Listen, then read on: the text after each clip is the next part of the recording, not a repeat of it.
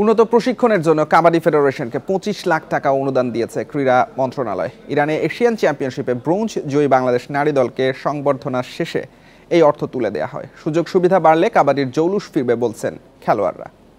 এই ঈদে জামা জুতো অ্যাকসেসরিজের ডিসকাউন্ট।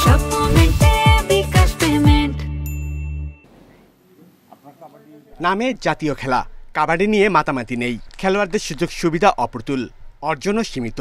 সবশেষ 2005-এ এশিয়ান কাবাডি চ্যাম্পিয়নশিপে ব্রোঞ্জ জিতেছিল বাংলাদেশ নারী দল। দ্বিতীয় পদক জিততে সময় লাগলো প্রায় 2 যুগ। ইরানে এশিয়ান চ্যাম্পিয়নশিপে ব্রোঞ্জ জয়ী দলকে উৎসাহ দিয়েছে জাতীয় ক্রীড়া পরিষদ। ফুল দিয়ে খেলোয়াড়দের বরণ করে নেওয়া হয়। উন্নত প্রশিক্ষণের জন্য দেওয়া হয় 25 লাখ টাকা।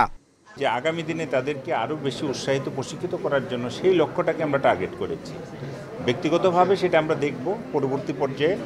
ব্যক্তিগতভাবে কিছু না পেলেও এনএসসির এই প্রয়াস খেলোয়াড়দের মন জয় করে নিয়েছে। খেলোয়াড়রা জানান, সুযোগ সুবিধা বাড়লে ফিরবে কাবাডির হারানো জৌলুস। আমি খেলোয়াড় থেকে ক্যাপ্টেন থেকে কোচ, একটা সময় আমাকে হয়তো এই জায়গাটা থেকে চলে যেতে হবে। নতুন প্লেয়ার তো অবশ্যই লাগবে। এই রেজাল্টটাকে ধরে রাখার জন্য আমরা চাই যে বেশি বেশি টুর্নামেন্ট হবে আর নতুন নতুন প্লেয়ার উঠে আসবে। এই যে টাকাটা ফেডারেশনকে দেওয়া হয়েছে, অবশ্যই আমাদের ক্ষেত্রেই কার্যকরিতা হবে। আমাদের পিছনেই টাকাগুলো খরচ করা হবে।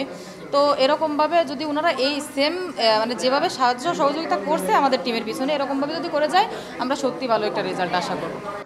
এশিয়ান নারী কাবাডি চ্যাম্পিয়নশিপে থাইল্যান্ডকে হারিয়ে ব্রোঞ্জ পদক জেতে বাংলাদেশ। Shamim Ahmed, independent news, Dhaka.